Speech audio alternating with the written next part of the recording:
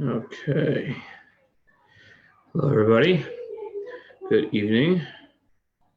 Starting in a couple of minutes here, and looking forward. Let's fix the camera here a little bit. There we go. Much better. Okay. And let's see here. Okay, we're very excited to have Rav Judah on tonight. This should be an exciting show. He'll be on joining us in just a minute or two, and very much looking forward to having Rav Judah. Something I'm sure will come up is Rav Judah and I were really close, if not best friends, in high school together, and we went to different yeshivas after high school here in Eretz Yisrael. And after that, we weren't as close, but in recent years, we've gotten back together as good friends. And I've had two daughters work at Camp HASC with him. I'm just going to fix the camera a little more, just adjust it a little down there. So I am very, very excited to have him with us. This should be a great conversation. Rav Judah and I have two very, very different philosophies when it comes to Torah and our relationship with the Kadosh Baruch Hu. I'm sure for many the differences will seem very small, but they're exciting differences and fundamental differences. And here is Rav Judah. He seems to be signing in. Here we go. And okay, I gotta start off just before we go anywhere. What's the background there? It's pastoral. Where is it? It's a pastoral background. My house is a balagan right now. I think this is. Yeah, I thought that was going to be like some chassidic village or something, like somewhere in Poland. I thought there was going to be some significance to it. I mean, it's the town of Breslov. It is. That's I figured. I mean, it's I mean it had to be. That's not. Yeah, it's clear, obviously not Beit Shemesh, but that's got to. But it's pastoral. But it's pastoral. I mean, I have other backgrounds, but I thought this one would be the most appropriate. I think it is. I definitely think it is. This is so for everybody watching. This is a highlight for my life here, being able to interview a dear old friend. But before I start, I have a sort of a custom that I do at the start of every Pillow Schmooz. I like to make a bracha. And give everybody the opportunity to answer Amen. Even though today I saw, I don't know, I'm not sure if it was, there's all these tshuvas coming out now, so I'm not sure if it was Rav Nevinsol or Rav Willig that I was reading today, said you can't answer Amen over Zoom. So I don't know if you hold by that, then don't answer Amen and just think Amen. But if you don't, so I'm gonna make a shackle either way. But so everybody can answer Amen here.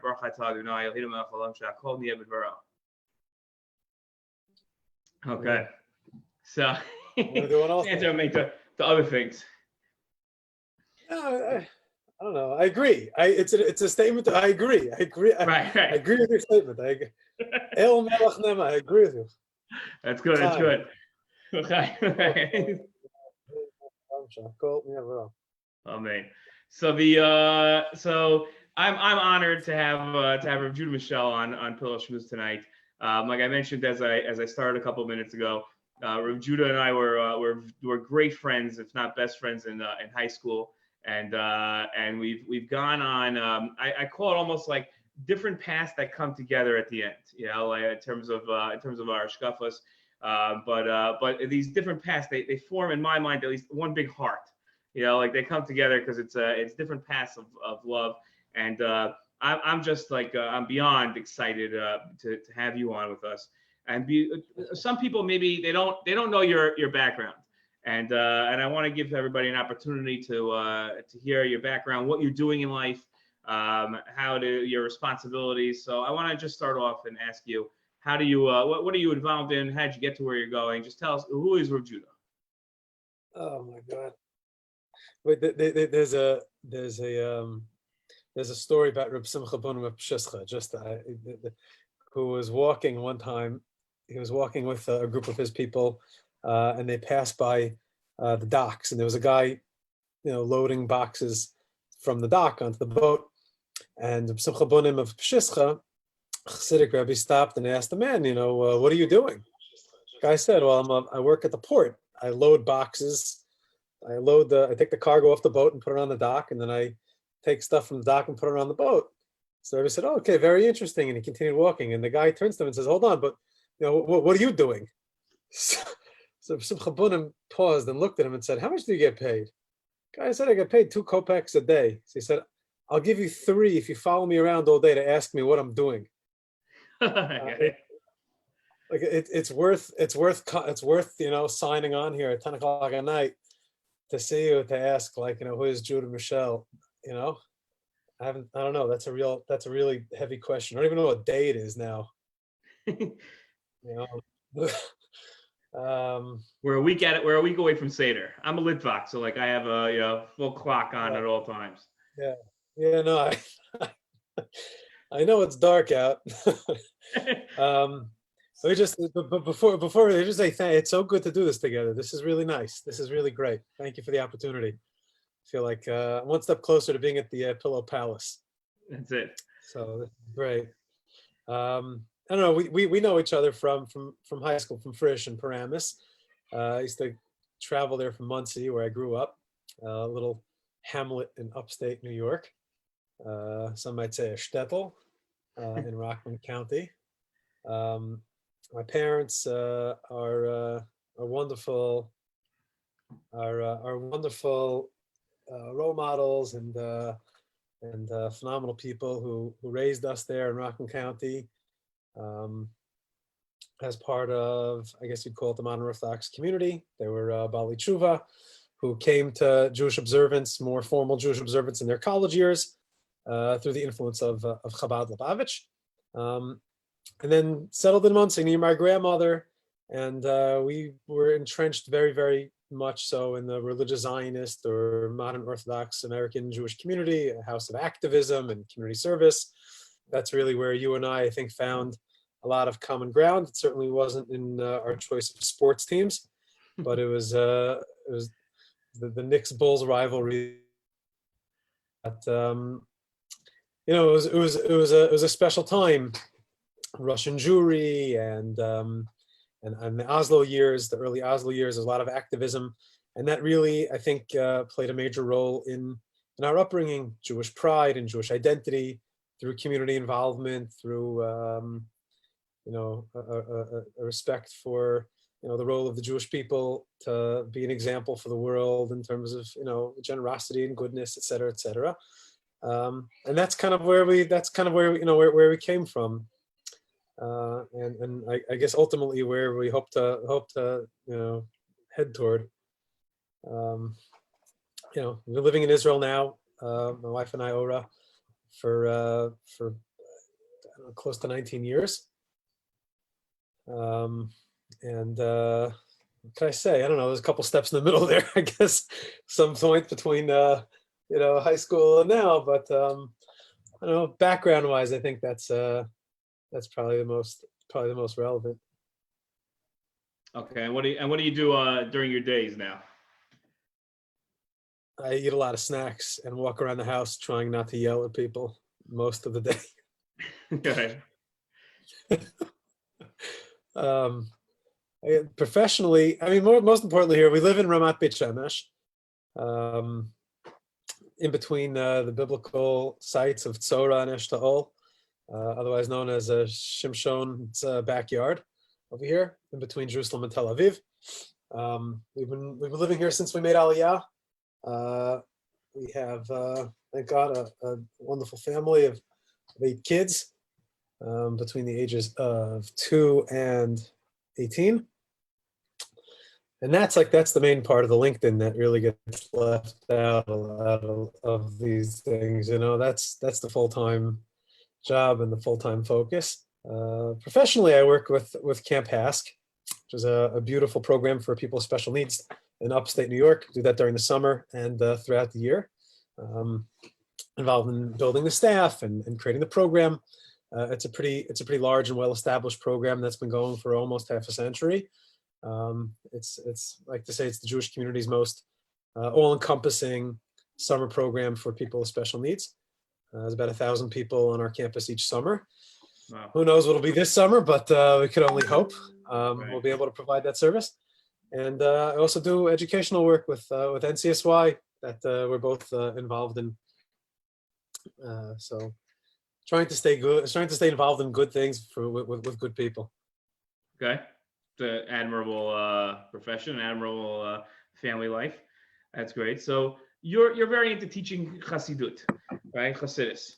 And yeah, I know very little about it. But as far as I know, you aren't part of any specific chassidic community there in Ramat Beit Shemesh. So how did you get into chassidus? To paraphrase one of the great thinkers of our generation, you know, I didn't choose the gangster life, you know, the gangster life chose me. Okay. I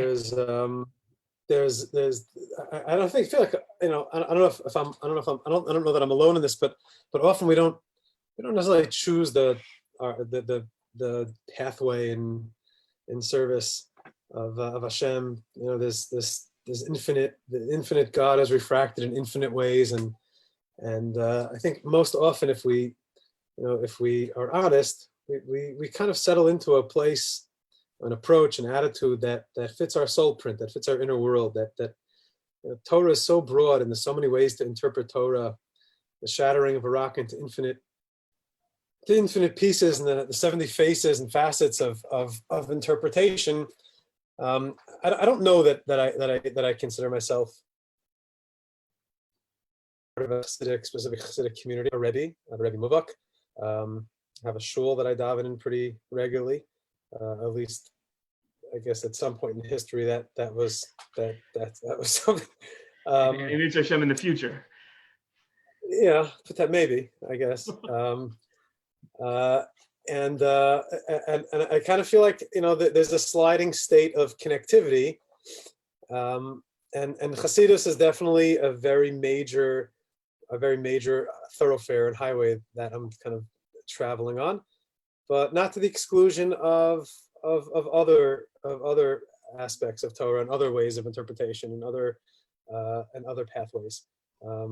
Kind of feel like, you know, often people who are, you know, more analytical or rational, or people who have more of a you know, that side of the brain, the propensity towards structure and form, who feel, you know, a need for organization and linear thinking, are drawn to a certain direction in Yiddishkeit. And sometimes people who are, say, more connected to a poetic or artistic, you know, midrashic way of seeing the world, are drawn toward other ways. There's the world of emotion, there's the world of intellect, and all of us kind of have lots of different elements to ourselves and find our place in the Masorah, hopefully, you know, in a healthy expression of Yiddishkeit. And certainly the pathway of the Baal Shem Tov has been a very natural arena and space for me to find a lot of satisfaction and meaning and depth and connectivity. So, and again, my parents were exposed to observant Judaism in its most formal way in college through Chabad Lubavitch. And we were raised with a very strong appreciation and respect and admiration for the pathway of Chabad Lubavitch, but we were never formally part of the community. Certainly a lot of the values that drive Chabad Lubavitch are, you know, values that I aspire to drive our life, but you know, I haven't, and our family hasn't really found one specific place where we feel particularly committed to or rooted to the exclusion of others. It's just kind of, you know, we kind of feel like throwing a lot of things at the wall, and whatever sticks, that which is healthy and that which is good, and that which provides an appropriate expression of service of Hashem, you know, we're all for it. Okay. So a lot of more modern Jews, I'll call them, are attracted to Chassidus and have begun calling themselves, you know, neo-chassidim. Is that a real movement? Is that something that's going to stick in Judaism? Is that, how do you characterize that? What do you think of that movement? People are looking for meaning. People are searching for a sense of connectivity and belonging. You know, Jews want to be close to Hashem, and want to feel a vibrant connection to Yiddishkeit and through Yiddishkeit. And for a lot of people, they're finding that in the teachings and the well springs of the Baal Shem Tov. Whether it's a movement or not a movement, I don't know. A lot of what this very inspirational and organic revolutionary movement, which began a couple of hundred years ago, and it's, let's say, that iteration with the Baal Shem Tov as a dynamic movement that was trying to restore a sense of empowerment to the everyman to draw close to Hashem. A lot of that has unraveled and gotten stuck in the formality of movement and the formality and the structure of that which its original intent was to kind of push back against. And in many ways, it's kind of like an overgrown men's club. Just people get together to eat off of each other's plates and kind of, feel a sense of group association by dressing the same way. And, and that's also good and that's fine and that's cool, but it should be called what it is. I don't know that people from like our neighborhoods where we grow up and our shuls where we grew up in the community that we're coming from, let's say the modern Orthodox community that's drawn to chassidius is necessarily drawn to that element of the movement, of the superficiality of that. It's like trading in one superficial trapping for another, and just because it's different, I guess it has something interesting to it. But people are looking for meaning. People are yearning for depth and connectivity, and the Chassidic world and the world of Chassidic philosophy and the world of the mystical, of the unseen, the transcendent is very attractive to people. So in that way, it's a good thing. Anything that's pushing us toward a more vibrant and real kesher relationship with Hashem. So that's beautiful. Hopefully it'll it'll land us and bring us toward a stronger commitment to Torah mitzvos and more learning Torah and more dedication to Hashem in a formal way. But it's it's got to be a positive thing. It's got to be a positive thing if it's drawing people closer toward to Yiddishkeit in a real way. That's great. It seems almost like almost a sort of a cynical approach to the larger Hasidic world, where you're trying to strip away the word you use, the superficiality, and goes directly to the meaning of what Hasidus teaches, and you're sort of saying that's really what, if I'm understanding you correctly, what people are really attracted to is the deeper meaning, and all the superficiality is sort of like stripping away in this neo-chassidus type of way, which is a very positive statement. It's not, most people are usually, when they're attracted out of their own element and into a new element, it's usually things that are not as meaningful that are attracting them. It's usually the superficial, and you're saying the exact opposite is occurring.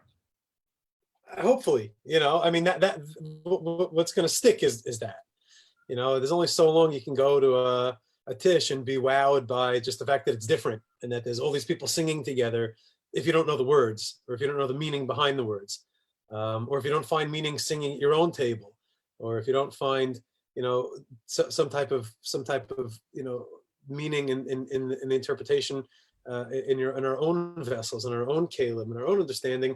It's kind of be hard to be satiated by eating off of somebody else's plate if we can't cook our own meal. But if being connected to the teachings of the Baal Shem Tov and his students, whether it's Rabbi Nachman or it's an Ishbitz or it's this, that, and the other, draws us inward toward developing and cultivating a more real kesher Hashem and learning Torah in a more personal way and expanding our sense of our pursuit of dveikus b'Hashem in our everyday life. So that's great. Rabbi Nachman of Breslov said that there are three types of people who come to visit him. There are those who come for the bilkalach, for the chalas, and then there are those who come for the Torahs, for the Torah, and then there are those who come just to be with me. And he said it's all good. I'm happy to see everybody, but there's people come for the shirayim and for the the experiential sights and sounds, so to speak, of the Chassidic experience. That which is interesting. It's curious. It's different. And that's good. That's good. To eat a piece of kugel or some farfel is wonderful. To take a piece of fish is great. The Torah is also great. I mean, Chabad is a philosophical system. the Torah of the house of let's say of Breslev or Chabad or the world of the Yiddish Kadosh and Reb Simcha ben Pshischa, or the world of Polish chassiditas from the teachings of Rebbe Elimelech Lezhensk, or the house of Rebbe Levi Yitzchak Berditchev. And the Torah is profound. The Torah is life-giving, and that's also beautiful if a person is interested in the intellectual or inspirational element. But if Rabbi Nachman said, really, he would love it if people just came to spend time. Just the idea of cultivating dveikus in the with tzaddikim and people with each other coming together to serve God is also valuable. So, however it's happening, I just think it represents a groundswell in our generation of a pushback against materialism and superficiality, pushback against of boredom, and and a search and a yearning for more meaning and transcendence. So, Okay. That sounds good. Okay, you're called regularly to speak around the world, different schools and different communities, and this week all the more so. Everywhere we're now, thank God, we don't have to leave our house and we can, reach all over. What are you generally trying to teach people? What's your main message? What's your main philosophy? You walk into a room, what do you want people to leave with after they hear you? So it's a great question. If I could just frame it with a story I once heard about Rav Pam. Rav Avram Cohen Pam was one of the great Rosh Yeshiva of our generation. He was he's a math teacher in Torah Vadas in Brooklyn. That's what he was mostly known for. Yeah, he was a math teacher, and geometry classes is what he's yeah. And then he became a Rebbe in the high school, and then he became the Rosh Masifta, and then ultimately developed into, becoming who Reb Nosson Tzvi Finkel of Mir called a Kleine Chavetz Chaim, like the next Chavetz Chaim, a mini Chavetz Chaim. Anyways, Rav Pam was known as a really wonderful man. He was gentle, he was sweet, he was a patient person, and he was a really wonderful educator. A seventh grade Rebbe came to him once, and said that he's just, starting his 15th year of teaching, and the specter of teaching Elam Metzios, that Perik and Bava Metzia again for the 15th time is just like, burnout. It's like, how am I going to, dig deep and find inspiration to teach this again?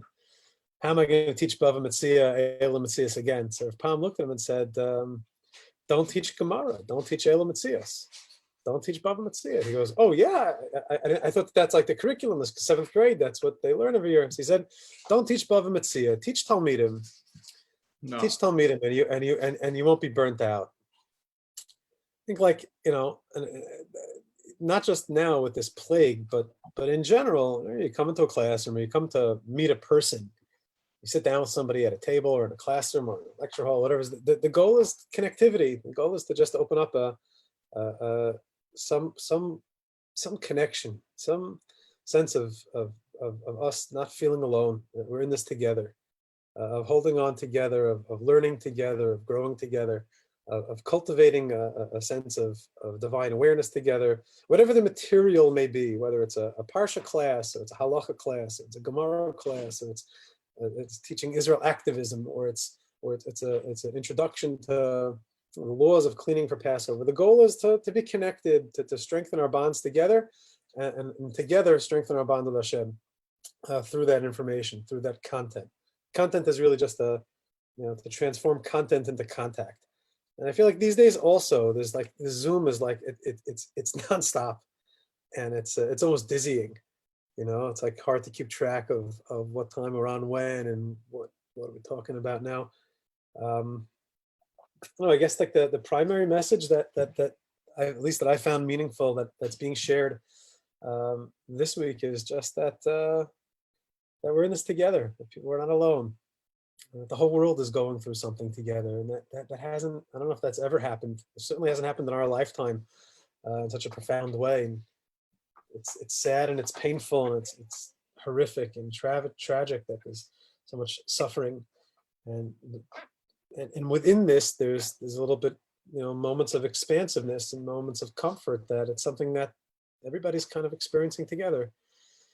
I don't know what the message is. I have no idea what Hashem wants, but it's pushing me, it's pushing us to a place of thinking about what we want and what's really important to us. And when our backs are up against the wall, what is it, that we need? What is it that we want? And I don't know. I feel like that's a lot of what's being shared, whether it's about the Haggadah, or again, it's about Halacha, or it's about Shabbos Hagadol, or it's about Pesach, or it's about this or about that. I think that the main thing here is that we're trying to find, moments of humanity that kind of give us a sense that we're not alone, as ironic as that might sound from being very, very alone these days. Interesting.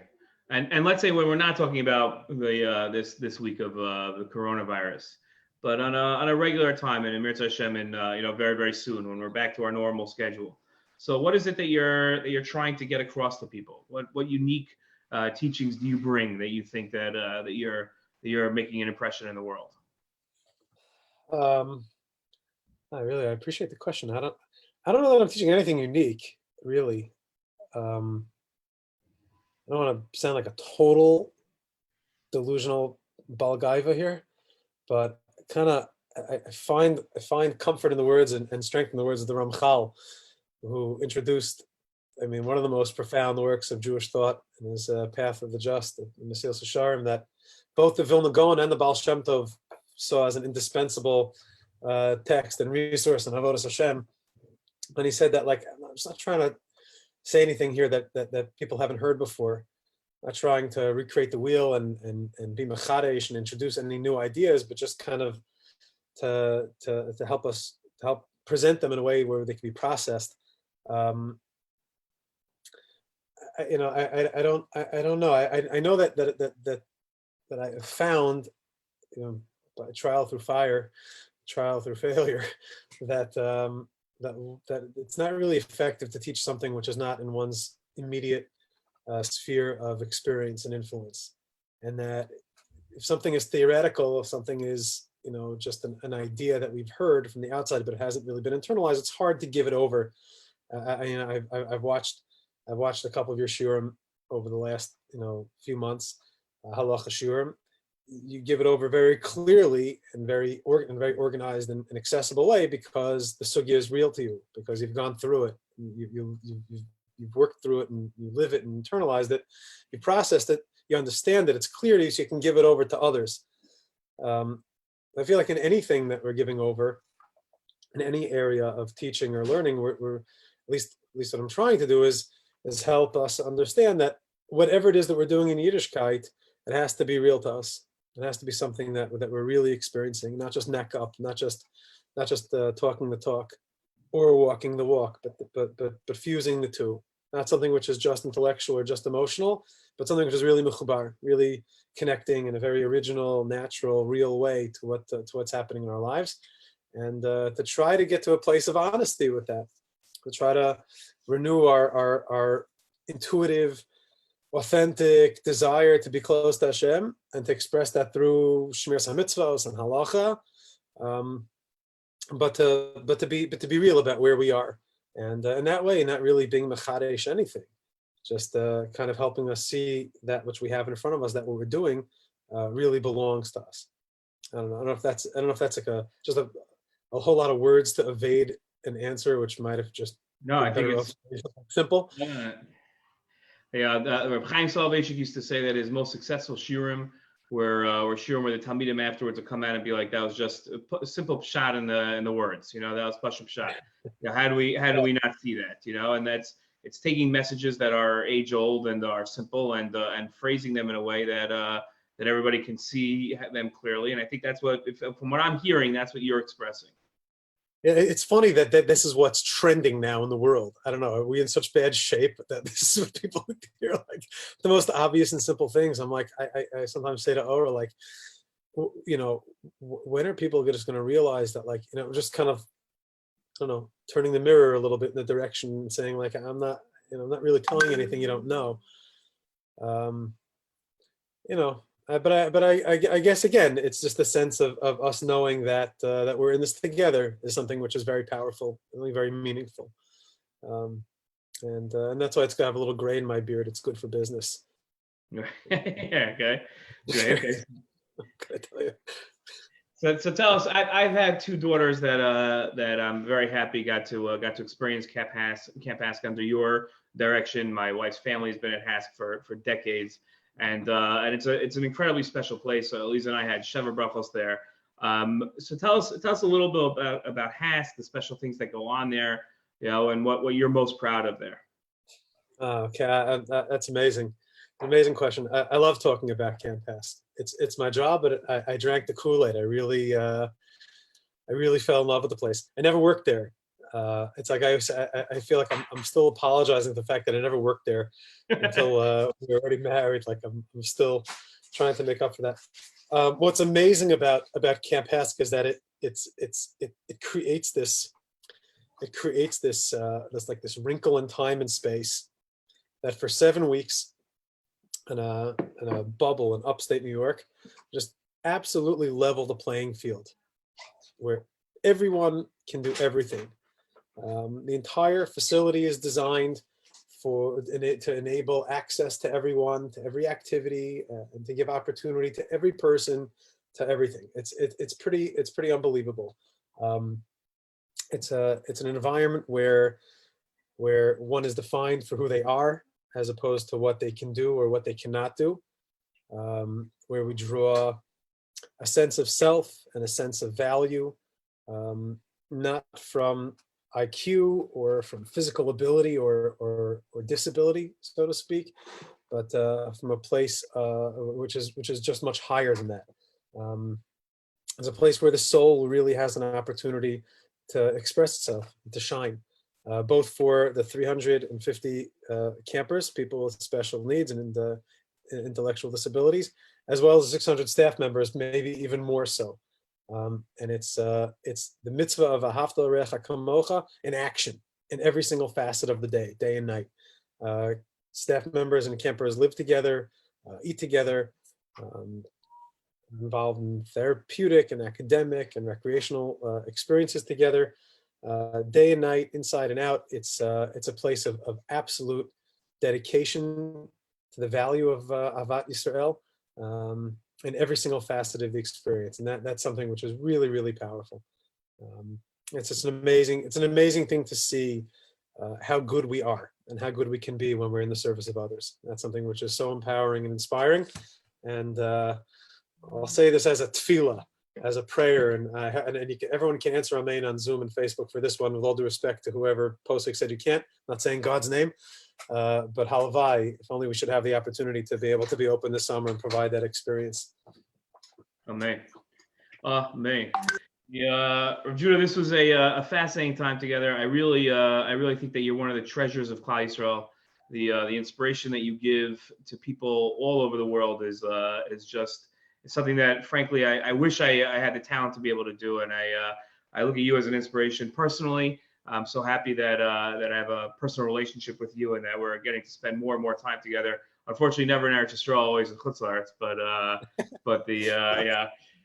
it's the next step for us, Uri, my friend. The next step for us is I don't really play golf, but scotch and cigar. Scotch and cigar. Maybe I'll bring the bourbon. I'm never too far away from it, So it's that's the next iteration. No cameras, no Zoom. Just old friends catching up and spending some real time together. I would love that. Mirza Hashem will be able to do it soon.